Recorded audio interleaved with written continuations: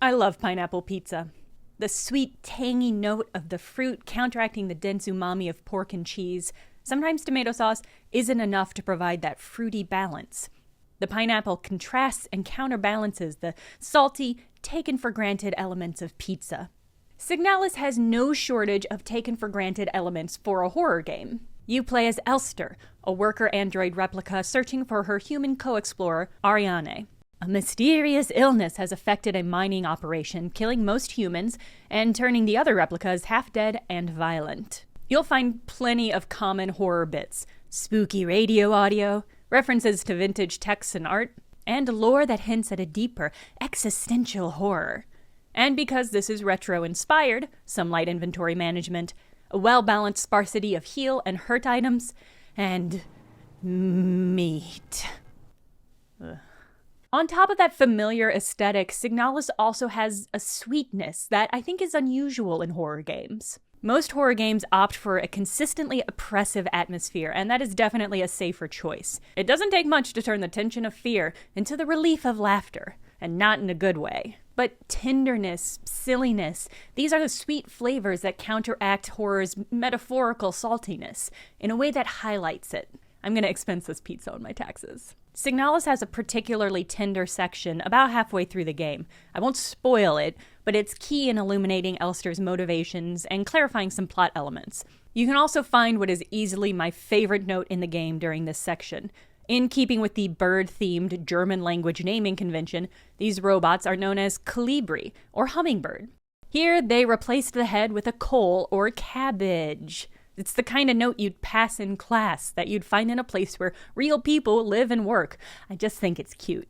It's an interesting choice to put this low-intensity portion halfway through the game, even though the actual content happens at the start of the story's timeline. Since it mirrors the opening scene, it highlights some of the cyclical aspects of the game. But more than anything, it's just a nice break. Gameplay should have ebb and flow. You don't want all action all the time. There are moments when you're safe and moments when it's meat time, baby! PlayStation-era horror games were great at this. Moments of high intensity paced with relatively relaxed sections. But it rarely crossed into being fully pleasant. Like even when things were chill, they were stressful. This is like the tomato sauce in my metaphor. Important for flavor balance, but savory enough to maintain the pizza atmosphere. These retro games didn't employ the same thoughtful pacing when it comes to the story or atmosphere. Things rarely get better, even temporarily, even in flashback. And this note of sweetness is just part of what Signalis gets right about pacing. It's clear the studio Rose Engine, which is essentially a team of two, have thoroughly built their lore and know how to drip feed information to the player. The way Signalis leverages this world building also sets it apart from the PlayStation-era horror it's inspired by. Rather than basing puzzles on generic imagery like card suits or zodiac animals, Signalis defines symbols in-world and then expects the players to recognize those. And it gave me that, I recognize that, I know what to do feeling that is really rewarding, while also making the world seem more cohesive and the player more invested in it. And that well-used sweetness also goes a long way in making a player more invested. This break in the middle offers a peek at the way the world was, before everything went to meat hell. It hints that a better world existed and might still exist, so we're invested in getting the character through to some less terrible place. Signalis manages to find that balance between sweet and salty, and it truly is.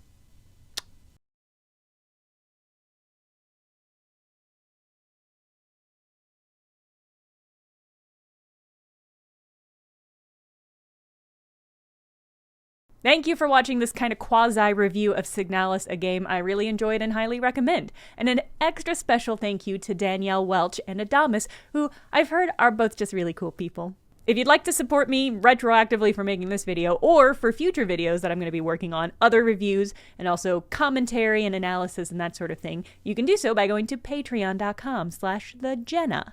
Patrons are already well aware of what my next video is going to be about, and you'll know too if you sign up and then look at the things that I've posted. That's Patreon.